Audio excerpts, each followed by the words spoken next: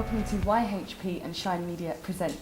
I'm Joanna Abayi, and today I'm talking to Andy Bell, who is the co-founder of Mint Digital. Welcome, Andy. Hello. Hello, thanks for having us. It's a great pleasure, thank you for coming. Now, we've got lots of quirky products here on the table, but first of all, in your own words, explain what Mint Digital is. So Mint Digital is a digital innovation agency, so there's 35 people, we're based in London and New York, but our ambition is to kind of help companies and help ourselves innovate digitally. So we're 50-50 split, 50% of our innovation is for companies, so we're kind of working with the likes of Tesco's, with the kind of big bank at the moment, to kind of help them make use of digital technology. The bit I'm kind of mostly responsible for is our self-funded innovation, so we have some of our new products around here now. Okay, so talk us through, because we've got little men. Yeah. What are these exactly? So these are called Foldable Me.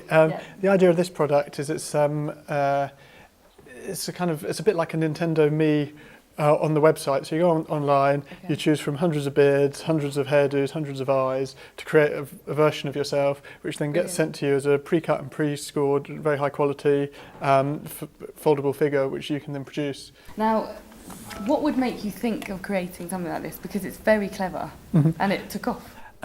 So, in fact, the reason we came up with that one, it was kind of directly after we'd come up with this one. Okay. So this was a product we did called Stickygram, which is putting Instagrams on fridge magnets, and this took off like way beyond our kind of expectations. And so we said to ourselves, let's try and see if was this just a fluke, or can we kind of recreate it? The two things we thought were interesting about this was, one, it allowed people to scratch a creative itch, and secondly, it was a digital product that existed in the physical world. So we went away for a week as a company, and we divided into 3 teams, and we set ourselves that as a brief, come up with something that allows users to scratch a creative itch to create something that exists in the physical world, and that was a product that came out of that. So at the end of that week, we put it on Kickstarter, raised £25,000, and that was sufficient for us to kind of finish off the production of it and do all the tooling. Now, okay, so how did you know this was going to work then? Because you did the brief and you all worked out this concept and these were born. How did you know it was going to? I mean, I think be like? we were. I suppose we weren't really sure, but putting it on Kickstarter was a tremendous validation for us, because you kind of think, well, here's like 300 or 400 people have actually decided, you haven't just said they like it, but like it enough to put some money forward. So that's been interesting. But then I think with some of the things we've done more recently, we're kind of like, in fact, it's really hard to. There's some things that work on Kickstarter, but some of our more recent products, we kind of like, for various reasons, we don't feel that method of testing is likely to work. So we've slightly moved towards just kind of trusting our instincts and going for it, perhaps. Okay, so we've got the magnet, and then we moved on a step, didn't we? So to project it. So this again was one guy at Mint tinkering around at home, and so one day he came in with this idea of a miniature Instagram projector. So this is what we have here is you've got a high-powered LED light, the sort that you get in bike lights nowadays. So you can get these really small batteries that are really powerful, and then you have 9 of your Instagrams projected onto one slide of 35mm film. So that's actually you can see them in there. Yeah, exactly. It's nothing digital about that at all. Yeah. Again, we put this on Kickstarter. This one raised $87,000, so it was kind of 3 times more successful than that. And that was enough. I mean, this was a lot harder to produce because we're manufacturing it in China, coupled with then there's a photo lab in the States which then fulfills it and prints off the slide wheels. So there's a whole batch of complexity to this. I can imagine. And then I think this is a sample for we've just started to sell these in.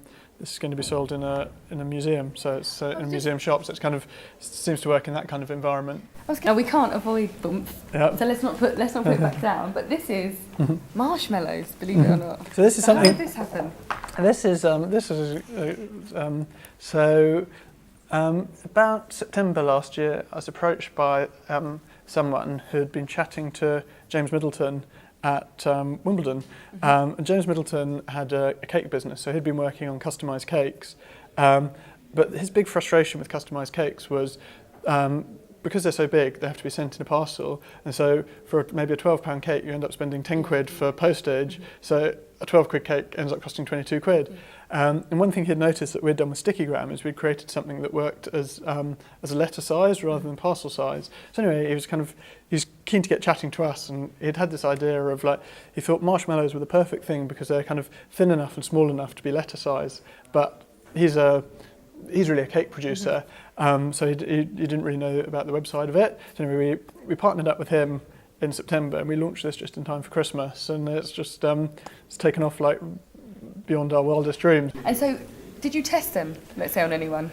Or you just kind of had... So we did some testing. So we put up a website and we sent them to maybe sort of 10 friends, we did one round with friends and then one round of kind of slightly more distant acquaintances. And people liked them, but they weren't ecstatic about them. But then when we launched, we just got probably one of the strongest reactions to anything we've launched. And I remember a guy from Apple came around to see us on the day 2 after we'd launched, because he wanted them for some event for some product he was launching. So he'd come around from the Apple offices in Regent Street. He said something like, "It's what Steve would have loved," talking about Steve Jobs. "It's what Steve would have loved. It's a perfect mix of art and technology." I was really taken aback by that. That needs to go on the website. I wish I'd videoed that moment, because I think until that moment we'd always kind of thought of it as kind of, I don't know, we'd sort of seen it as something a kind of Stickygram style of thing, but then I think the reaction to it has been, I think the further we take it, the more we understand it's more about this kind of gastro magic of multisensory cuisine, and it's kind of bringing computers to cooking. It's just something that hasn't really been done in this way at all. And it says here, obviously, enjoy your magical moments. So on the marshmallows, these are images of memories, essentially. Yeah, and that the typical things people are printing are their husbands, wives, boyfriends, girlfriends, dogs, children, and marshmallows. For me, and that's a really exciting thing about bumpers. You see some sort of general ones, and you think, oh, they look quite nice. But when, if I give you a code and you make some of your friends and people, the moment when you have one of your friends and you're like, there's a kind of eat your face. Yeah, exactly. It's so weird and it's so hilarious. It's just like a kind of really strange and brilliant moment. No, this is fantastic. It's one of my favourites. So you can see that one there. Now you've got some new products that you're going to show us. Yeah. So 2 things that we're working on at the moment. Desk Beers is, so this is premium craft beer delivered to your workplace on a Friday afternoon. So we launched this maybe 3 months ago, and this is the other business that's really booming for us at the moment. And then a final thing is just about to launch at the end of this week. It's called the Bathery. So the Bathery is it's a chance to create your own perfect bath. You can go onto the website and you can choose from a number of different bases and a number of different emotions that you want. So we'll mix the essential oils for you and create possibly the best bath of your life you've ever had. Okay, well, you obviously, just through the descriptions of your products, you can already see you're very unique in what you're doing. How do you create a company like this, and where on earth would you find a team this creative? Initially, I worked for a television company, which kind of worked strangely on a bit of a kind of army basis, where there was a kind of general who was creative, and then a whole batch of people in a kind of pyramid under him carrying out his demands. And one of my co-founders and the CEO here, a guy called Cameron, who comes from the software industry, I think specifically Microsoft, where I think they really work on a basis where it's got to be the engineers who are at the front line who are making the decisions, because the decisions are so detailed and so complicated. So I think we've tried to implement that kind of company structure here. So it's kind of, and I think each one of these things comes from a different person. Okay. I think we've been very lucky with the calibre of people we've hired. But I think above that, I think it's giving people the room and the chance and the belief to come up with things. So if there's a young person out there at the moment with a startup and a company and they have an idea, how would they get you to notice it? And to maybe take it on? What should they do? I think, my email address is on the website saying if you've got ideas. I guess one thing we've struggled with on a kind of practical basis is we find ideas are relatively easy to come by. It's the execution that's really hard, and we have more ideas than we know what to do of ourselves. When we were approached by James for the marshmallows, I mean, I think what was extraordinary was here's a man who'd built a prototype and who had a production facility to make it. Now I know that's pretty rare that you can come up with that.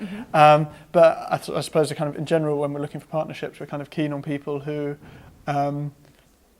have something beyond an idea. So whether it's a kind of a route to market, a particular knowledge of a domain of business experience. That said, I mean, we're always recruiting, or we're often recruiting. So, and you know, like another thing that's kind of that we work quite hard at is we encourage people to move around internally. So, like a lot of the people here are doing jobs that they were never hired for. Oh. So if you get in and you kind of show enthusiasm, you can kind of end up doing anything. Yeah. Okay, so can you tell us how it all started? Because I know your entrepreneurial journey's been 8 years, but I didn't realise digital itself has been 8 years. I was looking for a job in 2004, and it was an absolutely terrible time to look for web jobs because it was kind of after the dot-com boom. And I'd spent about 3 months looking, and I thought I was about to get a job that was terrible in every regard. It was for a bad company selling a really nasty product in a way that I didn't think would work. Okay. And anyway, I just thought if this is the best I can do, maybe starting a company would be a good option. Yeah, but anyway, so I kind of thought, well, but I have to take this job because I've been looking for so long. So I went home, wrote a whole batch of emails to anyone I could think of, and luckily one person needed a website being made, and I can't really make websites. I'm kind of a producer, so I was able to persuade the guy I used to work with to come and join me, who's still with us today. Oh. So anyway, so that was the two of us. We started out as Did he just quit his job just like that? So yeah, I kind of managed to persuade him to quit his job. we had 1 month's worth of work ahead of us to do. But I was like, I'm sure I can find some more. If you do the work, I'll find more work. And so we managed to just kind of turn that like initial £4,000 project into. We've kind of managed to just keep going, and hopefully by doing good work, we've been able to kind of step up a gear, take on bigger projects, and then fund our own inventions now, like we do now. And you mentioned your funding. You said Kickstart. Okay, so explain that, because some people may not know how that works, but it's been very good for you. So the way Kickstarter works is it's a crowdfunding platform. So you put an idea on there, particularly explained through a video, and you say, here's how much money we want in order to make it, and normally you'll kind of have various levels of pledges. So for instance, I think with this one, if someone pledged $35, they'd get one of the first ones off the production line. Really? If they pledged $5, they'd get a postcard that said thank you very much for supporting us. Okay. And if they pledged $500, I think we promised to spray one gold. And, anyway, so that's kind of the way it works. But then the real challenge is thousands of people are putting things onto Kickstarter every day, so you need to get noticed. And also the trick we found is that a lot of the money that you raise on Kickstarter comes from within Kickstarter, so it's kind of the people who bought this also like this type of link. But the only way you get up the rankings for them to give you that kind of prominence is by giving it a big push on day one, so that it kind of gets a bit of momentum, and then the momentum continues. So that's our kind of Kickstarter approach, is to try and create a lovely video so that people believe it exists, and then email absolutely everyone we know on the first day to try and get a bit of momentum going, and then hopefully it builds from there. Okay, now because we've got here and you've got all these brilliant products, and you've been going for 8 years, but there must have been some challenges. What were those? There have been a lot of challenges along the way. I suppose we almost ran out of money once, and we had 3 months where everyone was very gratefully all took I was very grateful to them. They all they deferred their pay or deferred part of their pay. I think that was one of the biggest challenges. Another challenge was as an agency, we did a project for the BBC about 6 years ago that didn't quite work out, and in fact the Times picked up on it and described it as a great idea ruined by incompetent execution. Oh, no. And it was their idea and our execution, so that was nice. That was a pretty low moment for us. I think we've been tremendously lucky in that the kind of, as we grew, two other good friends joined us. So we had an initial group of 4 people who were friends. And you often hear advice that don't go into business with friends, but my experience has been it's been a wonderful thing to do, because you're spending time with your friends, you're growing your friendship by coming across all these different experiences, And so, it's kind of far more interesting than just meeting up in the pub once in a while, is to kind of try and solve a business problem together. And then that kind of culture of friendship, I think, has kind of grown as we've grown as a company. Okay, so what about the myths? Because there are a lot of myths around business. So is there things you've learnt now that you wish you sort of knew maybe 8 years ago that would have changed the way things worked out? Yeah, I mean, for me, I'm not quite sure it's a myth, or maybe it's a misconception. Is before I started, I really wanted to start a business for a long time before I started a business, but I was always kind of worried that I wasn't the business type. I didn't think I was kind of, enough of a natural born leader, or, I'm not particularly confident picking up the phone, and, particularly 8 years ago, that sort of felt like the way you had to be to sell. Yeah. And the thing that really amazed me in my first year in business, and kind of particularly going around small business networking events, was I kind of thought the average calibre of entrepreneurs in the UK is worse than the average calibre of my friends who I've seen going off and becoming accountants or lawyers, or really doing quite run-of-the-mill things. And so for me, it really inspired me to just be like, I kind of think if more of my friends had tried to start businesses, I think there's a good chance they'd have succeeded. But there's the myth, I guess, is you kind of have to be Superman. Yeah. But I think the reality, at least as I've seen it, is you really just have to keep plugging away, because I don't think, it's very rare that a business kind of coalesces on day one, but if you, into something valuable, but if you can kind of just keep in business, keep kind of the good people you meet along the way, if you can kind of encourage them to stay around, you can kind of hopefully get a little bit bigger and a little bit bigger, then kind of value accumulates, just because every year you can do things that you couldn't do initially. So it's a kind of, I guess in a nutshell, it would be, you don't have to be Superman, and you just have to stay alive. That's the kind of just don't die. That is the kind of number one thing, is But I mean, that sounds simple, but I think it's so easy as a small businessman to kind of have your head turned by a big kind of, we must invest X over, let's invest 100 grand over here when you've only got 20 grand on your balance sheet, and in which people put themselves in very perilous situations because they have their head turned by incredible opportunities, and often 9 times out of 10 the incredible opportunity doesn't quite come through. As an incredible opportunity. Yeah, it's not quite as good as you anticipate. It doesn't repay as quickly as possible, and if that sinks you, then you're sunk. Whereas if so I think that's I suppose there's the kind of myth is that an entrepreneur is a risk taker, because I think an entrepreneur is really quite conservative. You're trying to keep growing. You're trying to look for the opportunities, but in a way that kind of ensures you don't die. There was a time when you lost some money. And you've also admitted that banks said no quite a lot. Which I'm sure other companies and startups are probably facing that at times. What would you say to those people that are probably thinking, I can't get my idea off the ground, there's no cash flow coming in at the moment.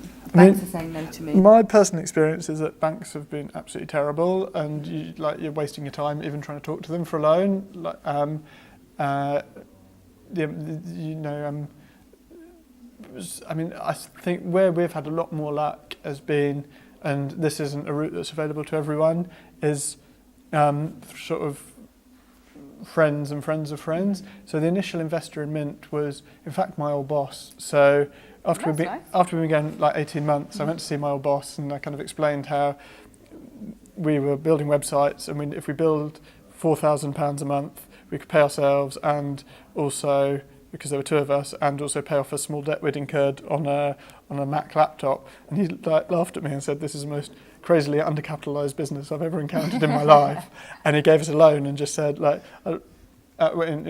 gave us, he took a share in the company, and he came and said, "I don't know what you're going to do with it, but I'm sure there's something just with enough money to not be looking at to be looking 6 months ahead rather than 2 weeks ahead. Something good will happen." And that was really the making of us. And he's been wonderful to us. He's given us we've had a board meeting with him as chairman every month since 8 years ago, and the amount of advice and experience we've had from that. So I think probably the best single thing that can happen to any entrepreneur trying to get started is finding someone who believes in you, who's prepared to invest some money and some time, because there's just, when you're starting a business, there's so many things to get right, you can't keep your eye on all of them, and having someone who's a bit wiser and a bit older can kind of alert you to some of the rocks that are coming up. Okay, now before we move on, you say that you like to give back because it matters.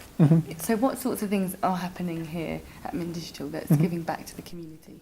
So we do a whole bunch of things. On our website there's a kind of a community section, so we run a series of events basically trying to encourage people into the industry or trying to kind of share our knowledge. The kind of two of the main things we do, one is called Ladies Who Code, so that's a monthly meetup for trying to encourage more ladies into the software industry, and sort of by kind of creating a kind of non-threatening environment for people to discuss and enjoy, and just kind of share the love of code. 'Cause there's this kind of programmer attitude that can be a bit macho and intimidating initially, and then another kind of knowledge sharing thing we do is called Bacon, which is a kind of developer conference all about things that developers love. I have some tasks for you. Oh my gosh.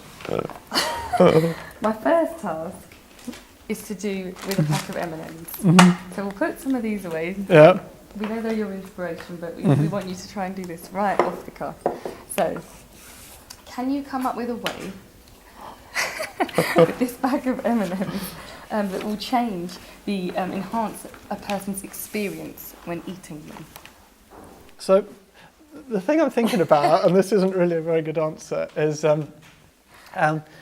something my brother always used to say to me when we were children was like, if I was about to eat an apple or a banana or something, he'd say, imagine this apple costs 100 quid and it is like the most delicious thing you've ever eaten. But if you thought this was my last apple I was ever going to eat, or if you thought this apple had been served for me by Gordon Ramsay on a plate, you'd be like, wow, what incredible flavours. And and it's such a shame that you take it for granted. Anyway, and I think similarly an M&M is like, if you can change the context of it. So the person I think is really fascinating about changing the context of food is Heston Blumenthal. So he'll serve a seafood souffle, and you have to listen to some sounds of the sea in a shell. Like, I'm not sure if the souffle is any better than his rival chefs, but the whole experience, the whole getting people, changing the context, getting people to spend a moment thinking about it. What I'd like is if you rip this open, if it played really loudly, it said, "Stop! This is the last M&M you're going to ever eat, and it is delicious." But it was like absolutely almost like a deafening. It was kind of like God was speaking to you. I think that would be my approach. And the other thing I wanted to ask you about was Keek or Vine, either one. Now, you thought of a really brilliant concept here with the Stickygram, because of Instagram. Now, I'd like you to think of a way that you could make something like Vine physical. Actually, this is easy because one of my colleagues, I don't know if he's here, has a lovely prototype for a flick book, because I think they're short enough that you can flick your way. You can turn this like every page into a page and then flick through it like that. Okay. So it'd be almost like a little video photo type album. A little video photo type album. And we've never got around to making that. I'd love to do something with marshmallows though, so you maybe you've got 9 frames of a marshmallow. I mean, the dream would be, I have no idea how you'd achieve this, to have the video, if we can have moving ink on the marshmallow, so you looked at your Vine playing on a marshmallow and then you ate it. Insane if you could create that. I think you're the guy for the job though. I think within 20 years it's got to be possible. We're just one technology breakthrough away from it happening. Yeah, we are. Very lastly, what digital offering would you suggest to creating to increase a child's interest in reading a physical book that isn't already on the market? Until you got to the last bit, I was thinking of there's some people around the corner from us who've got a lovely kind of digital physical crossover project that I'm really inspired by called Lost My Name. So it's a book where the pages of the book are composed of the children's name as they look for it. So that would be, anyway, but that is on the market. Okay, well, thank you very much. Thank you. We'll talk enough. Before we go though, what's next? What else have you got up your sleeve that you can tell us? We've got one really exciting product that I'm excited about.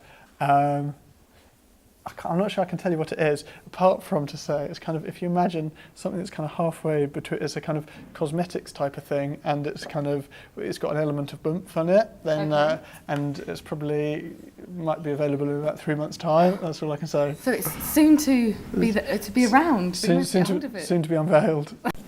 Thank you very much, Andy, for spending all this time with us. Now, if you'd like some more information on Mint Digital, or indeed Andy Bell, you can find out by checking this link that's just below the screen.